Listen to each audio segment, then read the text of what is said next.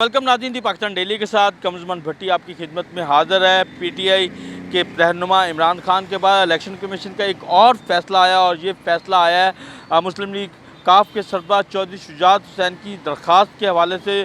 चौधरी शुजात हुसैन ने chief election commission में दरख्वास्त दायर की थी और उसमें 3-4 सवालात पूछे थे, जिसमें उन्होंने इलेक्शन कमीशन से कहा था कि क्या वो पार्टी कॉन्स्टिट्यूशन के मुताबिक पार्टी के सरबराह हैं या कोई और है, और दूसरा क्या बहैसियत पार्टी सरबराह उनकी मर्ज़ी के बगैर मुस्लिम लीग काफ के कोई इलेक्शन हो सकते हैं या नहीं हो सकते।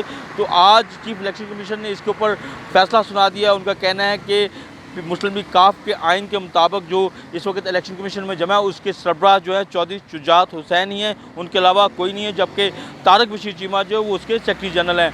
जबकि पार्टी के इलेक्शन जो है आइन के मुताबिक उनकी सरबराही की उनकी मर्ज़ी के बगैर जो है नहीं कराए जा सकते।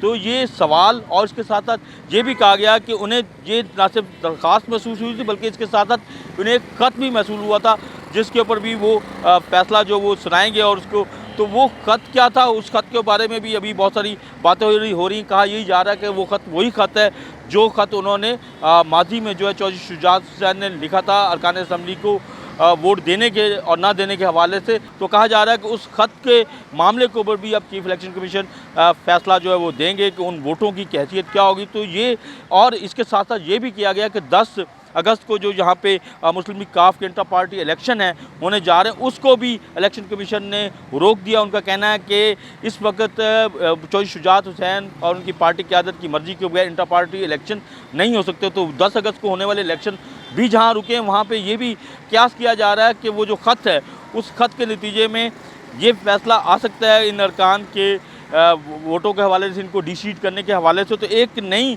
खिचड़ी जो है और एक नई आइनी बहस जो है वो छिड़ने जा रही है कि Chaudhry Pervaiz Elahi as a party representative अब अहल रहे हैं कि नहीं रहे, उनको डी नोटिफाई करने का कोई मामला जो वो आ सकता है नहीं आ सकता। तो एक नया माहौल जो है वो जन्म ले रहा है। देखते हैं मामला कहाँ तक जाते हैं। बहरहाल इलेक्शन जो हैं जो 10 अगस्त को यहाँ पे होने थे मुस्लिम लीग में, वो रोक दिए गए हैं।